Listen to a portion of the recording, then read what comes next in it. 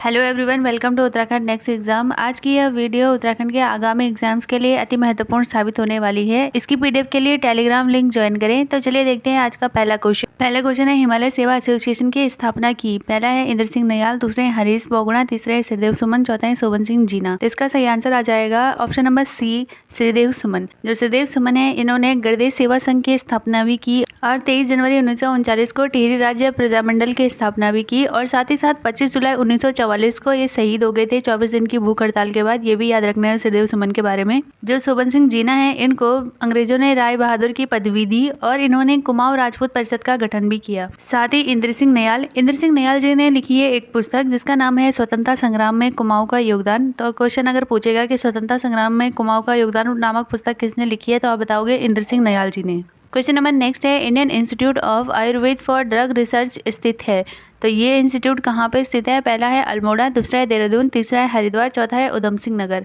तो इसका सही आंसर हमारे पास आ जाएगा option number A, Almora. Almora के ताड़ीखेत में यह इंस्टीट्यूट स्थित है। साथ ही जान लेते हैं कि हरिद्वार में कौन कौन से इंस्टीट्यूट हैं, जैसे कि भारत हैवी इलेक्ट्रिकल लिमिटेड या भेल जिसको हम कहते हैं। अगर पूछेगा कि भेल कहाँ स्थित है, तो आप बताओगे हरिद्वार में स्थित है। देहरादून के भी देख लेते हैं कुछ। तो देहरादून में अगर सर्वे ऑफ इंडिया पूछेगा तो आप बताओगे देहरादून में। और इंस्टीट्यूट फॉर ड्रिलिंग टेक्नोलॉजी, तो ये भी काफी इंपॉर्टेंट हो जाता है। इंस्टीट्यूट ऑफ ड्रिलिंग टेक्नोलॉजी ये आता है देहरादून में। और साथ ही पंतनगर में, तो पंतनगर में सी मैप जिसे हम कहते हैं केंद्रीय औषधीय एवं सगंध पौध संस्थान, सी मैप के नाम से जाना जाता है, ये उधम सिंह नगर के पंतनगर में स्थित है। नेक्स्ट क्वेश्चन है उत्तराखंड के किस स्थान से रंग संस्कृति जुड़ी हुई है? तो पहला है दारमा घाटी, दूसरा है पिंडर घाटी, तीसरा है नीति घाटी और चौथा है हर्षिल घाटी।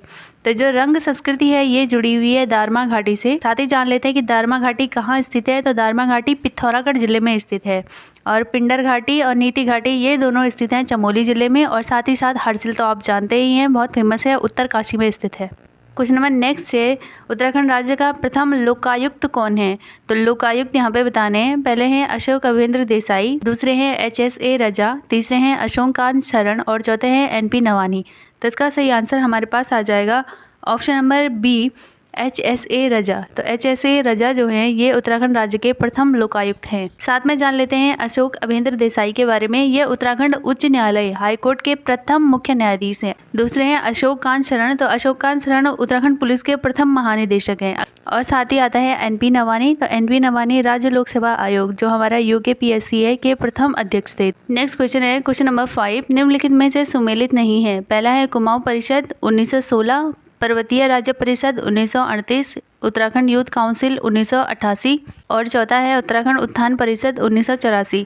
तो इसमें से जो सुमेलित नहीं है वो है ऑप्शन नंबर 4, उत्तराखंड उत्थान परिषद 1984, क्योंकि यहाँ पे 1984 नहीं 1976 है। 1976 जो कुमाऊं परिषद है उसका गठन हुआ था 1916 को, पर्वतीय राज्य परिषद का गठन हुआ था 1938 को और उत्तराखंड यूथ काउंसिल का हुआ था 1988 को। लेकिन उत्तराखंड उत्थान परिषद का हुआ था 1976 में, 1976 में। नेक्स्ट क्वेश्चन है उत्तराखंड राज्य में कुटकी, वन ककड़ी, साल, मिश्री, लेवेंडर तथा रीठा जैसी वन औषधियाँ मिलती हैं। तो ये सारी वन औषधियाँ हैं और ये कहाँ पे मिलती है? पहला है 1000 मीटर की ऊंचाई तक, दूसरा है 1500 मीटर की ऊंचाई तक, तीसरा है 2700 मीटर की ऊंचाई से अधिक और चौथा है 4000 मीटर की ऊंचाई से अधिक। तो इसका सही आंसर हमारे पास आ जाएगा ऑप्शन नंबर सी, ये सारी औषधियाँ हमको देखने को मिलती हैं 2700 मीटर की ऊंचाई से ऊपर। नेक्स्ट क्वेश्चन है उत्तराखंड में पशुधन विकास बोर्ड का मुख्यालय है। तो पशुधन विकास बोर्ड का मुख्यालय कहाँ स्थित है? पहला है देहरादून, दूसरा है चंपावत, तीसरा है चमोली, चौथा है हरिद्वार। तो इसका सही आंसर हमारे पास आएगा option number A, Dehradun. Dehradun में उत्तराखंड में पशुधन विकास बोर्ड का मुख्यालय स्थित है। नेक्स्ट क्वेश्चन है वर्ष 2011 की जनगणना के अनुसार राज्य में पुरुष व महिला साक्षरता है। राज्य में पुरुष और महिला साक्षरता दर बताना है। इसका सीधे सीधे आंसर हमारे पास आ जाता है ऑप्शन नंबर ए, 87.40% है हमारे पास पुरुषों की। और अगर सीधे सीधे महिलाओं की पूछा जाएगा तो आप बताओगे 70% साक्षरता है महिलाओं की। नेक्स्ट क्वेश्चन है हमारे पास तुबेरा, बाजू और तिमली किस जनजाति के लोकगीत हैं? पहला है थारू, दूसरा है बोक्सा, तीसरा है जौनसारी और चौथा है भोटिया। तो इसका सही आंसर हमारे पास आ जाएगा भोटिया। भोटिया जनजाति के लोकगीत हैं ये सारे। नेक्स्ट क्वेश्चन है निम्नलिखित में से कौन सा युग्म गलत है, मतलब जो सुमेलित नहीं है सही से? पहला है कफनी ग्लेशियर बागेश्वर, दूसरा है रालम ग्लेशियर पिथौरागढ़, तीसरा है नामिक ग्लेशियर बागेश्वर, चौथा है खतलिंग ग्लेशियर टिहरी। तो जो कफनी ग्लेशियर है ये बागेश्वर में ही स्थित है, रालम ग्लेशियर है ये भी पिथौरागढ़ में ही स्थित है, जो नामिक ग्लेशियर है ये बागेश्वर में नहीं है, ये पिथौरागढ़ जिले में स्थित है। अगर आपको क्वेश्चन आता है कि नामिक ग्लेशियर कहाँ स्थित है तो आप बताओगे पिथौरागढ़ जिले में। और खतलिंग ग्लेशियर आपके टिहरी गढ़वाल में ही है, जहाँ से भिलंगना नदी का उद्गम होता है, वहीं है आपका खतलिंग ग्लेशियर। नेक्स्ट क्वेश्चन है, यदि अंग्रेजी वर्णमाला को उल्टे क्रम में लिखा जाए तो बाईं ओर से 12वें अक्षर के दाईं और 7वां अक्षर कौन सा होगा। तो देख लेते हैं इसको। तो यहाँ पे बना लेते हैं अंग्रेजी वर्णमाला। तो यहाँ पे क्वेश्चन में कह रहा है कि अगर अंग्रेजी वर्णमाला को हम उल्टे क्रम में लिखें, मतलब जब हम जेड से स्टार्ट करेंगे इसको लिखना, तो इसके जो 12वें अक्षर है तो जेड से हम गिनती गिनेंगे तो ओ हमारा आ जाएगा 12वें स्थान पे। और कह रहा है कि 12वें के दाहिने में 7वां कौन सा है, तो 12वें से हम 7वां अक्षर और आगे चलेंगे, 7 पे हमारा आ जाएगा एच। तो इसका सही आंसर हमारे पास आ जाएगा एच। नेक्स्ट क्वेश्चन है, निम्नलिखित प्रश्न में दिए हुए हैं 4 विकल्प और उनका सार्थक क्रम हमको दिखाना है। पहला है लकड़ी, दूसरा है किताब, तीसरा है कारखाना, चौथा है कागज और पांचवा छापना। तो सबसे पहले ये लकड़ी होगा, तो सबसे पहले क्या आ जाएगा 1 आ जाएगा।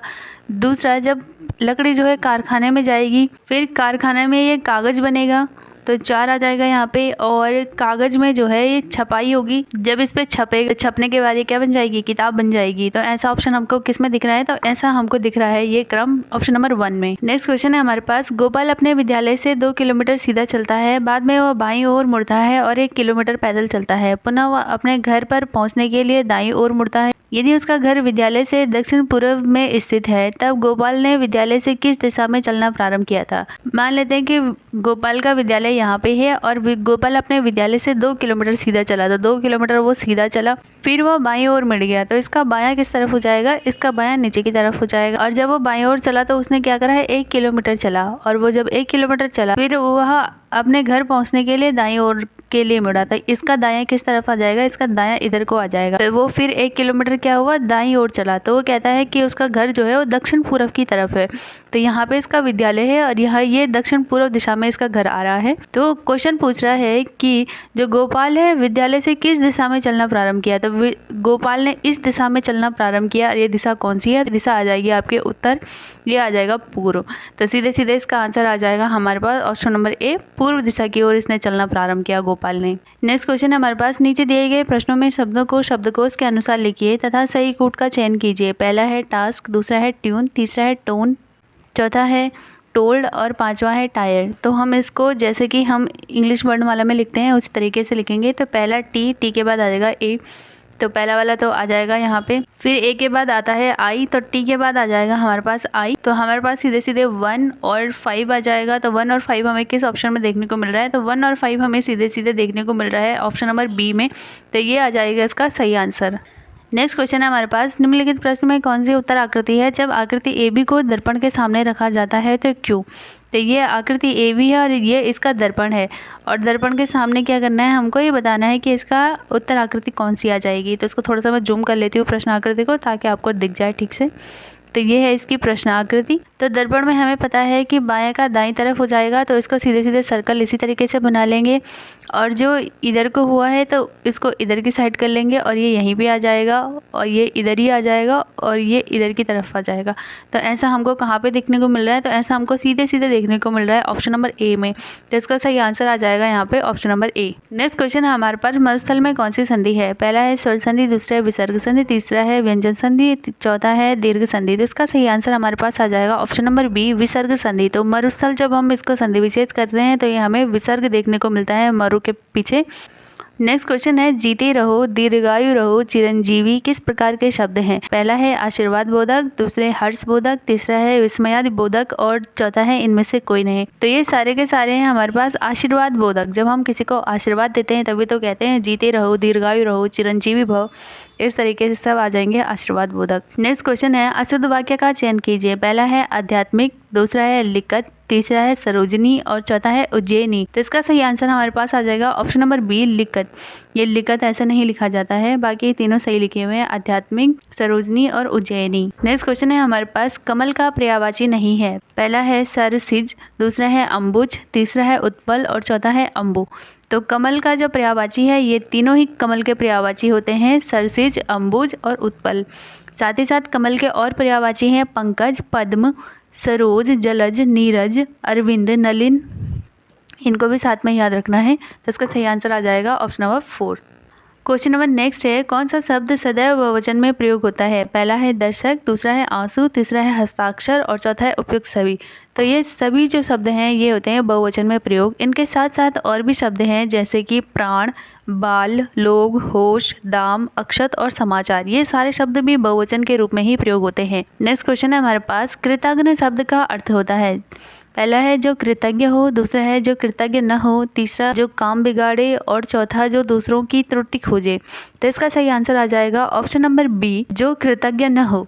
तो कृतज्ञ का मतलब क्या होता है? बार बार आभार प्रकट करना उसको कहते हैं, मतलब दूसरे के एहसानों को याद रखकर उसका आभार प्रकट करना उसको कहते हैं कृतज्ञ।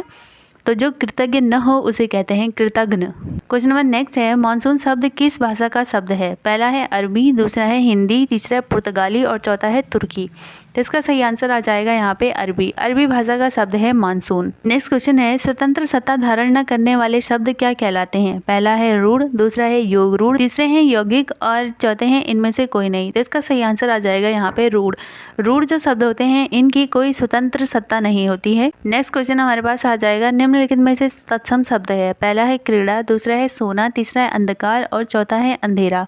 तो इसका सही आंसर आ जाएगा हमारे पास ऑप्शन नंबर सी, अंधकार। तो क्योंकि यह तत्सम शब्द जो होते हैं वो सीधे सीधे संस्कृत से लिए हुए शब्द होते हैं, इसलिए इनको तत्सम शब्द कहते हैं। नेक्स्ट क्वेश्चन है हमारे पास, आदि से लेकर अंत तक वाक्यांश के लिए एक शब्द है। पहला है अध्यापांत, दूसरा है सर्वांग, तीसरा है अनादि और चौथा है आजीवन। तो इसका सही आंसर आ जाएगा हमारे पास ऑप्शन नंबर ए, अध्यापांत। अध्यापांत जो शब्द है उसका अर्थ होता है आदि से लेकर अनंत तक। सर्वांग, सर्वांग का मतलब होता है पूरा शरीर, पूरे अंग जो हमारा है ना उसे कहते हैं सर्वांग। तीसरा है अनादि, तो अनादि का मतलब होता है जिसके आरंभ का कोई काल या स्थान न हो, जिसका हमें पता ही ना हो, अनादि ना अनंत है ना। नेक्स्ट है आजीवन। आजीवन का मतलब होता है जीवन भर। नेक्स्ट क्वेश्चन है हमारे पास, भारतीय संविधान का कौन सा अनुच्छेद राष्ट्रपति को क्षमादान की शक्ति प्रदान करता है? पहला है अनुच्छेद 72, दूसरा है अनुच्छेद 73, तीसरा है अनुच्छेद 74 और चौथा है अनुच्छेद 76। तो इसका सही आंसर हमारे पास आ जाएगा ऑप्शन नंबर ए, अनुच्छेद 72। अनुच्छेद 72 जो है राष्ट्रपति को क्षमादान की शक्ति प्रदान करता है। और साथ ही जान लेते हैं कि राष्ट्रपति के पास कितने प्रकार के क्षमादान होता है। राष्ट्रपति 5 प्रकार से क्षमा करता है। पहला होता है क्षमा, दूसरा होता है लघुकरण, तीसरा है प्रविलंबन, चौथा है विराम और पांचवा है परिहार। साथ ही जान लेते हैं कि अनुच्छेद 73 में क्या है। तो अनुच्छेद 73 में जो संघ है ना, संघ की कार्यकारी शक्ति की सीमा दी हुई है अनुच्छेद 73 में। अगर क्वेश्चन आता है कि मंत्रिपरिषद राष्ट्रपति के कार्यों में सहायता करेगा, कौन से अनुच्छेद में है, तो आप बताओगे अनुच्छेद नंबर 74। नेक्स्ट है हमारे पास अनुच्छेद 76। तो अनुच्छेद 76 में दिया है भारत के महान्यायवादी के बारे में। नेक्स्ट क्वेश्चन है हमारे पास, भारत में तांबा का सर्वाधिक उत्पादन करने वाला राज्य कौन सा है? पहला है मध्य प्रदेश, दूसरा है झारखंड, तीसरा है बिहार, चौथा है राजस्थान। तो इसका सही आंसर हमारे पास आ जाएगा सीधे सीधे ऑप्शन नंबर 1, मध्य प्रदेश। मध्य प्रदेश भारत में तांबे का सर्वाधिक उत्पादन करने वाला राज्य है। मलंज खंड में बालाघाट जो है वो मध्य प्रदेश में तांबे की प्रमुख खदानें हैं। साथ ही साथ जब हम राजस्थान की बात करते हैं तो राजस्थान में खेतड़ी, जो कि झुंझुनू और अलवर वाला क्षेत्र है, खेतड़ी, वो तांबे की खदानों के लिए प्रसिद्ध है। और झारखंड, झारखंड का सिंहभूम क्षेत्र। अगर पूछा जाए आपको कि दुनिया में तांबे का सबसे बड़ा उत्पादक कौन है, तो आप बताओगे चिली। चिली या चाइल जो भी आप कहते हो, चिली जो कि साउथ अमेरिका का एक देश है, यह दुनिया का तांबे का सबसे बड़ा उत्पादक है। नेक्स्ट क्वेश्चन है हमारे पास, मेजिनोट रेखा किस देश के बीच स्थित है? पहला है नामीबिया और अंगोला, दूसरा है यहाँ पे फ्रांस और जर्मनी, तीसरा है यूएसए और कनाडा, चौथा है जर्मनी और पोलैंड।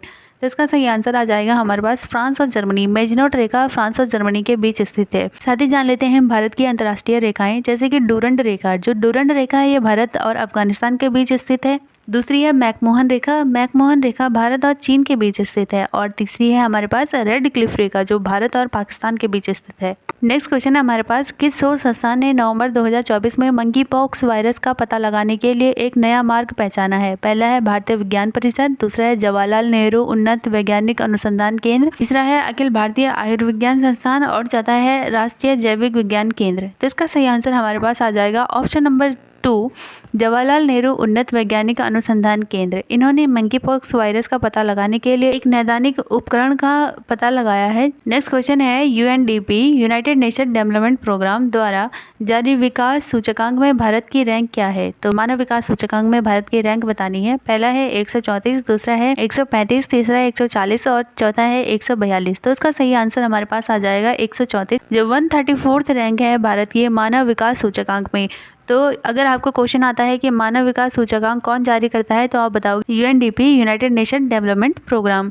यूएनडीपी द्वारा जारी मानव विकास सूचकांक का जो रिपोर्ट जारी की गई, उस रिपोर्ट का शीर्षक था breaking the gridlock, reimagine corporation in a polarised world. साथ ही साथ जान लेते हैं कि मानव विकास सूचकांक में पहले स्थान पर रहा है स्विट्जरलैंड, और जो HDI है, ह्यूमन डेवलपमेंट इंडेक्स, इसके 4 संकेत हैं। पहला है जन्म के समय जीवन प्रत्याशा, दूसरा है स्कूली शिक्षा के अपेक्षित वर्ष, तीसरा हम नापते हैं इसको स्कूली शिक्षा के औसत वर्ष के अंदर, और चौथा सकल राष्ट्रीय आय GNI जिसे कहते हैं ग्रॉस नेट इनकम। तो आज की वीडियो में इतना ही। आपके कितने मार्क्स बन रहे हैं कमेंट बॉक्स में ज़रूर बताएं।